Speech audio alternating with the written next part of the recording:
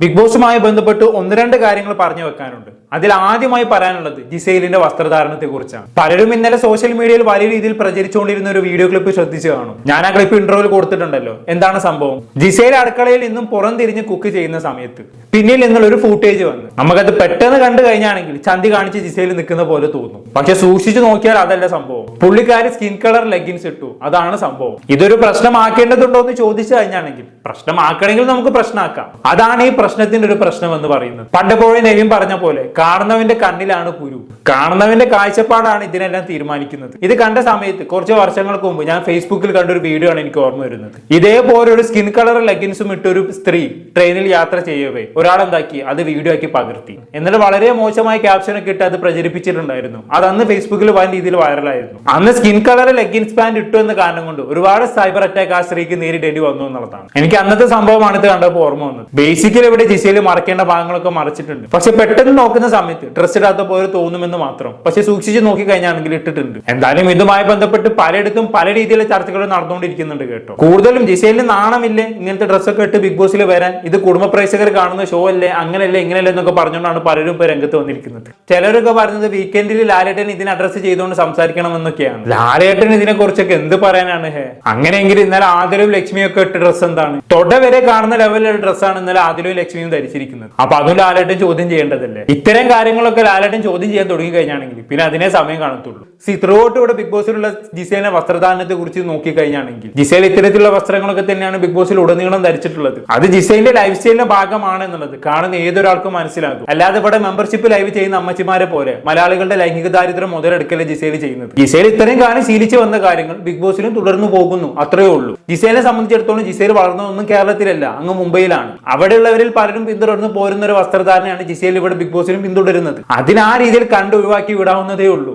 എല്ലാവർക്കും ഉണ്ടല്ലേ അവരുടേതായ ഒരു കംഫർട്ട് ഡ്രസ്സ്. അത് ധരിച്ച് പൊതുസമൂഹത്തിൽ നടക്കാനാണ് എല്ലാവരും ആഗ്രഹിക്കുന്നത്. അതുപോലെ ജിസേലിന്റെ കംഫർട്ടിനനുസരിച്ചുള്ള വസ്ത്രം ധരിച്ച് ജിസേൽ നടക്കുന്നു. അതിനാ ആംഗിൾ കണ്ടാൽ പോരെ. ഇതൊരുമാതിരി ജിസേൽ വയറ് കാണിച്ചു ചന്തി കാണിച്ചു എന്നൊക്കെ പറഞ്ഞുകൊണ്ട് ഇങ്ങനെ പൊക്കി പിടിച്ച് വരാൻ നാണമില്ലെന്നാണ് ഞാൻ ചോദിക്കാറുള്ളത്. ചിലരൊക്കെ പറയുന്നത് ഇത് കുടുംബ പ്രേക്ഷകർ കാണുന്ന ഷോ ആണ്, കുട്ടികൾ കാണുന്ന ഷോ ആണെന്നൊക്കെയാണ്. ഇവിടെ കുടുംബ പ്രേക്ഷകർ കാണാതിരിക്കാൻ മാത്രം ഒന്നും ജിസേൽ ഒന്നും ചെയ്തതായിട്ട് എനിക്ക് തോന്നുന്നില്ല. പിന്നെ ഇപ്പോഴത്തെ ബിഗ് ബോസിന്റെ നിലവാരം വെച്ച് നോക്കുകയാണെങ്കിൽ ഒക്കെ കണക്ക് തന്നെയാണ്. കുട്ടികളൊന്നും കാണിക്കാത്ത തന്നെയാണ് നല്ലത്. കാരണം ഫുൾ കുലിച്ചതാണല്ലോ ബിഗ് ബോസിൽ. അത് അങ്ങനെ ഒരു കഥ. എന്തായാലും അത് അങ്ങനെ ഒരു വഴിക്ക് പോകുന്നുണ്ട്. ഇനി രണ്ടാമതായി ഇപ്പൊ ബിഗ് ബോസിൽ നടന്നുകൊണ്ടിരിക്കുന്ന വളരെ ഗുരുതരമായിട്ടൊരു ടോപ്പിക്കാണ്. എന്താണെന്ന് നെവിനും ഷാനവാസും തമ്മിലുള്ള പ്രശ്നം തന്നെ. അത് ഇന്നലെ വലിയ രീതിയിൽ ബിഗ് ബോസ് ഹൗസിനുള്ളിൽ ആള് കത്തിയിട്ടുണ്ടായിരുന്നു അല്ലെ?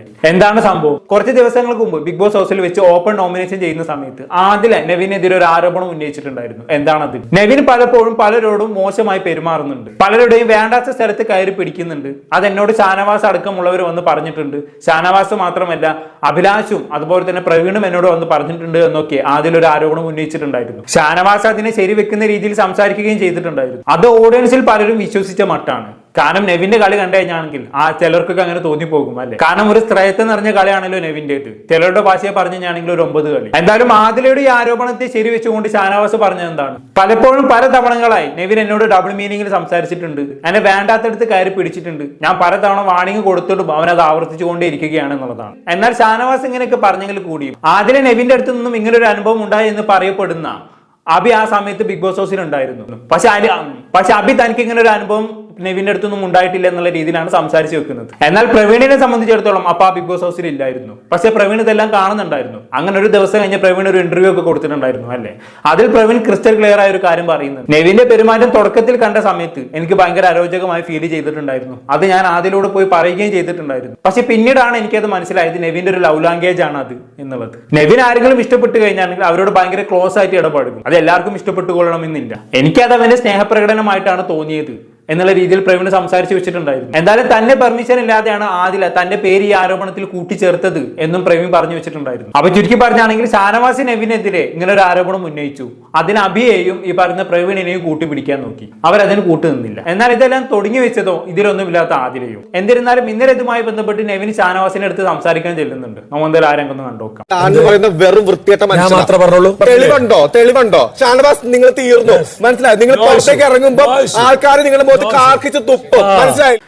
അങ്ങനെയൊക്കെ ഉണ്ടാവുമെന്ന് എനിക്ക് തോന്നുന്നില്ല. അൾട്ടിമേറ്റ്ലി ഇത് ബാധിക്കാൻ പോകുന്നത് നെവിനെ തന്നെയാണ്. പക്ഷെ ഇവിടെ നെവിന് കിട്ടിയൊരു അഡ്വാൻറ്റേജ് എന്ന് പറയുന്നത് ഷാനവാസ് മോശം അനുഭവം ഉണ്ടായി എന്ന് പറയപ്പെടുന്ന മറ്റുള്ള 2 പേരും അത് ആ ആരോപണത്തെ നിഷേധിച്ചു എന്നുള്ളതാണ്. അഭിലാഷും പ്രവീണും കൂട്ടുപിടിച്ചിട്ടുണ്ടായിരുന്നെങ്കിൽ നെവിന്റെ കഥ തീർന്നേനെ. പിന്നെ നെവിനെ തൂങ്ങിച്ചാവുന്നതായിരിക്കും എന്തുകൊണ്ട് നല്ലത്. എന്തായാലും ബാക്കി കണ്ടുവെക്കാം. വൃത്തിയായിട്ട പാരന്റ്സ് ആണ് ഈ ലോകത്തിന് ഓരോ സ്റ്റാൻഡിലും ബസ്സിലൊക്കെ കുറെ ഇതുപോലെ അവരൊക്കെ പ്രതികരിച്ചിട്ടുണ്ട്. ഷാനവാസ് പറഞ്ഞത് വളരെ മോശമായി പോയി എന്ന് പറഞ്ഞാൽ മതിയല്ലോ. ബസ് സ്റ്റാൻഡിലും ബസ് സ്റ്റോപ്പിലും നോക്കി കുൽസിത പ്രവർത്തനത്തിൽ ഏർപ്പെടുന്ന ആൾക്കാരുമായിട്ടാണ് ഇവിടെ നെവിൻ ഉപമിച്ചിരിക്കുന്നത്. അറിയാലോ, ഈ ബസ് സ്റ്റാൻഡിലും ബസ് സ്റ്റോപ്പിലും ഒക്കെ ജാക്കി വെക്കാനായി കുറെ ടീംസ് ഇറങ്ങാറുണ്ട്. അവരെ പോലെയാണ് നെവിൻ എന്നുള്ള രീതിയിലാണ് ഇവിടെ ഷാനവാസ് പറഞ്ഞു വെക്കുന്നത്. ഉള്ളത് പറയാലേ, എനിക്കെന്തോ അത് വളരെ മോശം ഉപമയായിട്ടാണ് തോന്നിയിട്ടുള്ളത്. ഇങ്ങനൊന്നും ഉപമിക്കേണ്ട യാതൊരു ആവശ്യവും ഷാനവാസിന് ഇല്ലായിരുന്നു. ഇവിടെ ഷാനവാസ് സെറ്റ് ചെയ്തൊരു പേഴ്സണൽ ബൗണ്ടറിക്കപ്പുറം നെവിൻ കടന്ന് പെരുമാറിയിട്ടുണ്ടെങ്കിൽ അത് അഡ്രസ് ചെയ്ത് സംസാരിക്കാം. അല്ലാണ്ട് ഈ ബസ് സ്റ്റാൻഡിലും ബസ് സ്റ്റോപ്പിലും ഒക്കെ കുൽസിത പ്രവർത്തനത്തിൽ ഏർപ്പെടുന്നവരുമായി നെവിൻ ഉപമിക്കാന്നൊക്കെ പറഞ്ഞു കഴിഞ്ഞാണെങ്കിൽ അത് വളരെ ചീപ്പ് പരിപാടിയാണ്. എന്തായാലും ഇതുമായി ബന്ധപ്പെട്ട് അഭി ഒരു അഭിപ്രായം പറയുന്നുണ്ട്. നമുക്ക് അതൊന്ന് കണ്ടോക്കാം. ഇതിനായിട്ട് ഏറ്റവും കൂടുതൽ ഇടപെടുന്നത് ഞങ്ങളാണ്. ഞങ്ങളെയും കൂടെയാണ് ഇതിന് അലിഗേഷനിൽ വിധേയരാക്കുന്നത്. അതും കൂടെ ചിന്തിക്കണം ഇതിനകത്ത്. സത്യം, അഭി പറഞ്ഞത് ഒരു പോയിന്റാണ്. ഇവിടെ ഷാനവാസ് ആണ് ശരി എന്നുള്ള രീതിയിൽ പബ്ലിക്കിലേക്ക് എത്തിക്കഴിഞ്ഞാണെങ്കിൽ എന്താണ് സംഭവിക്കാൻ പോകുന്നത്? ഇവിടെ നെവിൻ മോശക്കാരനാവുന്നതിന്റെ കൂട്ടത്തിൽ തന്നെ ഈ പറയുന്ന അഭിയും പ്രവീണും മോശക്കാരായി മാറും എന്നുള്ളതാണ്. കാരണം ഇത് കാണുന്ന പബ്ലിക് എന്താ വിചാരിക്കുക? നെവിന് ഷാനവാസിനെ പിടിക്കാൻ ചെന്നപ്പോൾ ഷാനവാസ് മാറ്റി നിർത്തി, പക്ഷെ പ്രവീണിനെയും അഭിയെയും പിടിക്കാൻ ചെന്നപ്പോൾ അവരെ നല്ലോണം എൻജോയ് ചെയ്തു എന്നുള്ളതായിരിക്കും ചിന്തിക്കുക, അല്ലേ? ഇപ്പൊ എന്റെ വീഡിയോ കാണുന്നവരിൽ പലരും അങ്ങനെ ചിന്തിച്ച് വെച്ചിട്ടുണ്ടാകും. അത് തന്നെ അവരുടെ ഇമേജിനെ ബാധിക്കുന്ന തരത്തിലായി മാറില്ലേ? ഇവിടെ ഷാനവാസ് ചെയ്ത ഏറ്റവും വലിയ തെറ്റും അത് തന്നെയാണ്. ഷാനവാസിന് നെവിന്റെ അടുത്ത് നിന്ന് മോശം അനുഭവം ഉണ്ടായിട്ടുണ്ട് എന്ന് ഫീൽ ചെയ്തിട്ടുണ്ടെങ്കിൽ ഷാനവാസിന് അത് പബ്ലിക്കിൽ വന്ന് പറയാം, അതിൽ യാതൊരു പ്രശ്നവുമില്ല. പക്ഷെ അതിന് ഈ പറയുന്ന അഭിയെയും പ്രവീണിനെയും കൂട്ടുപിടിക്കാൻ പാടില്ലായിരുന്നു. ഇതിപ്പോ ഇവിടെ പ്രവീണും അഭിയും നിഷേധിച്ചത് കാരണമായിട്ട് അവരും കൂടി പ്രതിക്കൂട്ടിലാവുന്ന അവസ്ഥയിലേക്കായി കാര്യങ്ങൾ, അല്ലേ? ഇതിപ്പോ നെവിൻ കുറ്റക്കാരനല്ല എന്ന് തെളിയിക്കേണ്ടത് പ്രവീണിന്റെയും അഭിയുടെയും ആവശ്യകതയായിട്ട് മാറി. എന്ത് പറയാനാണ്, അല്ലേ? ഇനി ഈ വിഷയങ്ങളെല്ലാം തുടങ്ങിച്ചത് ആരാണ്? ആദിലയാണല്ലോ. കാരണം ആദിലാണല്ലോ ഈ പറയുന്ന ഷാനവാസിന് നെവിനിൽ ഇങ്ങനെ ഒരു അനുഭവം ഉണ്ടായിട്ടുണ്ട് എന്ന് പറഞ്ഞുകൊണ്ട് ആദ്യമായി അലിഗേഷൻ ഉന്നയിക്കുന്നത്. അതിന്റെ ഒരു ആവശ്യമേ ആദിലേക്കില്ലായിരുന്നു. എന്തായാലും അതുമായി ബന്ധപ്പെട്ട് നെവിൻ ആദിലോട് ചോദിക്കാൻ ചെല്ലുന്നുണ്ട്. ആരെങ്കിലും ഒന്ന് കണ്ടുനോക്കാം. നീ അത് പറഞ്ഞില്ലല്ലോ ആദില, അങ്ങനെയുള്ള കോമൻസ് വെച്ചിട്ട് നീ എന്നെ ജഡ്ജ്മെന്റ് ചെയ്തതിലാണ് സങ്കടം. എന്റെ ഫാമിലി കണ്ടുകൊണ്ടിരിക്കുക, ഒരു സൊസൈറ്റി കണ്ടുകൊണ്ടിരിക്കുകയാണ്, മനസ്സിലായില്ല? അതാണ് നെവിനെ ഒരു സൊസൈറ്റിക്ക് മുന്നിൽ മോശക്കാരനാക്കുന്ന അലിഗേഷനാണ് ഇപ്പൊ വന്നിരിക്കുന്നത്, അല്ലെ? നെവിൻ വളരെ സങ്കടത്തോടെയും വിഷമത്തോടെയും കൂടിയാണ് ഇവിടെ സംസാരിക്കുന്നത്.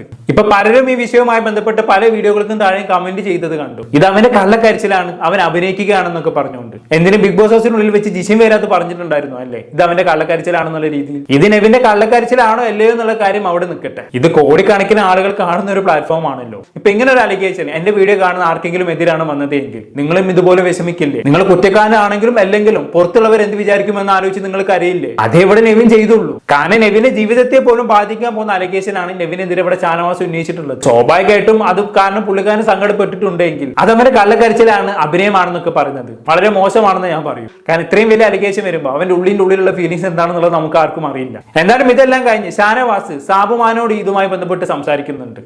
നമുക്കതാവുന്ന കണ്ടോക്കാം. ഞാനും സാബു നല്ല രസത്തില് ഇവിടെ ഒരു കോമ്പോ ഉണ്ടായി വെച്ചു. കളി, ചിരി, ഡാൻസ്, തമാശ, അതിന്റെ പേര് കോമ്പോകൾ. ഈ ഒരു ബന്ധം വെച്ച് കണ്ടു ലിമിറ്റ് ക്രോസ് ചെയ്താൽ എന്താവും? അതാണ് ഇവിടെ സംഭവിച്ചിട്ടുള്ളത്. ആക്ച്വലി ഇവിടെ ഷാനവാസും നെവിനും തുടക്കത്തിൽ കട്ട ഫ്രണ്ട്സ് ആയിരുന്നു. ഇപ്പൊ ഇടയ്ക്ക് നെവിനും ബിഗ് ബോസ് ഹൗസിൽ നിന്ന് ഇറങ്ങി പോയിട്ടുണ്ടായിരുന്നല്ലോ. ആ സമയത്ത് ഏറ്റവും കൂടുതൽ വിഷമിച്ചത് ഷാനവാസ് ആയിരുന്നു, അല്ലെ? നമ്മൾ ആ ദൃശ്യങ്ങളൊക്കെ കണ്ടതാണ്. അത്രയും തിക്ക് ഫ്രണ്ട്സ് ആയിരുന്നു ഒരു സമയത്ത് അവർ. അതുകൊണ്ട് തന്നെ ആകട്ടെ നെവിന് കുറച്ച് സ്വാതന്ത്ര്യത്തോടു കൂടി ഷാനവാസിനോട് പെരുമാറാൻ തുടങ്ങി. പ്രവീണിന്റെ ഭാഷയെ പറയുകയാണെങ്കിൽ അവന്റെ ലവ് ലാംഗ്വേജ് പ്രകടിപ്പിക്കാൻ തുടങ്ങി. അതൊരു പരിധി വരെ ഷാനവാസ് ആസ്വദിച്ചു. പക്ഷെ ഒരു പരിധിക്ക് അപ്പുറമായപ്പോൾ ഷാനവാസിന് അരോചകമായി മാറാൻ തുടങ്ങി. ഷാനവാസ് അത് പലയിടത്തും പോയി പറയാൻ തുടങ്ങി. പബ്ലിക്കിൽ ഈ വിഷയം അവതരിപ്പിക്കാൻ തുടങ്ങി. ഇതാണ് ഇപ്പോൾ ഇവിടെ സംഭവിച്ചിട്ടുള്ളത്. ഇവിടെ നെവിന്റെ ഭാഗത്തും വലിയൊരു മിസ്റ്റേക്ക് സംഭവിച്ചിട്ടുണ്ട്. കാരണം ഷാനവാസ് തന്നെ ഇവിടെ പറയുന്നുണ്ട്, ഒരുപാട് തവണ ഞാൻ നെവിന് വാണിംഗ് കൊടുത്തിട്ടുണ്ട്, എന്നിട്ട് അവൻ ആവർത്തിച്ചു എന്നുള്ളത്. ഒരു പക്ഷേ പരിധിക്കപ്പുറമായെന്ന് ഷാനവാസിന് തോന്നിയപ്പോ അതിനനുസരിച്ച് നെവിനെ വാൺ ചെയ്തപ്പോ നെവിൻ അത് കാര്യമാക്കി എടുത്തു കാണില്ല. വീണ്ടും അവന്റെ ലവ് ലാംഗ്വേജ് തുടർന്ന് പോയിട്ടുണ്ടാകും. അവിടെയാണ് നെവിന്റെ പ്രശ്നം. ഒരാൾക്ക് തന്റെ പ്രവൃത്തി അൺകംഫർട്ടബിൾ ആയി തോന്നിയെന്ന് കഴിഞ്ഞാണെങ്കിൽ പിന്നെ അതിൽ നിന്ന് വിട്ടു നിൽക്കുക എന്നുള്ളതാണ്. നെവിൻ അത് ചെയ്തില്ല. അതാണ് നെവിൻ ചെയ്ത ഏറ്റവും വലിയ മിസ്റ്റേക്ക് എന്ന് പറയുന്നത്. ഇനിയിപ്പോ എന്തായാലും ഇത് വീക്കെൻഡിൽ ലാലേട്ടൻ വന്ന് തീരുമാനാക്കട്ടെ, അല്ലേ? എന്തായാലും ഇതുമായി ബന്ധപ്പെട്ട് അനീസ് ഈ പറയുന്ന ഷാനവാസിനോട് എന്തോ പറയുന്നുണ്ട്. രണ്ടാളും കട്ട ഫ്രണ്ട്സ് ആണല്ലോ. നമ്മൾ എന്തായാലും അങ്ങോട്ട് കണ്ടേഷൻ നിർത്താം. ഒരു പരിപാടിയില്ലേ, ഒരു കാര്യമുണ്ട്. ഈ ഒരു ശനിയാഴ്ചയായിരിക്കും ഷാനവാസ് ഉറ്റ സുഹൃത്താണോ വേണ്ടതെന്ന് ഞാൻ ഡിസൈഡ് ചെയ്യുന്ന ദിവസം. അനീഷിന് നല്ല പേടി കുടുങ്ങി, അല്ലേ? കാരണം ഇപ്പൊ നിലവിൽ ഷാനവാസ് അനീഷ് നല്ല കട്ട സുഹൃത്തുക്കളാണല്ലോ. അപ്പൊ ഇൻ കേസ് വീക്കെൻഡിൽ വന്ന് ലാലേട്ടൻ ഈ പറഞ്ഞ ഷാനവാസിന്റെ ഭാഗത്താണ് തെറ്റെന്നുള്ള രീതിയിൽ സംസാരിച്ച് കഴിഞ്ഞാണെങ്കിൽ കൂട്ടുകാരൻ എന്ന നിലയിൽ അനീഷും പെടല്ലോ. അതുകൊണ്ട് അനീഷ് ഒരു മുൻകൂർ ജാമ്യം എടുത്തു വെച്ചതേ ഉള്ളൂ. ഈ കാര്യത്തിൽ ആദ്യം ഒരു തീരുമാനം ഉണ്ടാവട്ടെ, എന്നിട്ട് നോക്കാൻ ഞാൻ നിന്നെ ഫ്രണ്ട് ആക്കണമോ വേണ്ടയോ എന്നുള്ളത് രീതിയിൽ. എന്തായാലും കണ്ടു തന്നെ അറിയാം വീക്കെൻഡിൽ ലാലേട്ടൻ വരുമ്പോൾ എന്താണ് സംഭവിക്കാൻ പോകുന്നത് എന്നുള്ളത്. എന്താണെന്ന് കേട്ട് നിങ്ങൾക്ക് തോന്നുന്നത് താഴെ കമന്റ് ബോക്സിൽ രേഖപ്പെടുത്തുമല്ലോ. പുറത്തൊരു ടോപ്പിക്കുമായി വീണ്ടും കാണാം.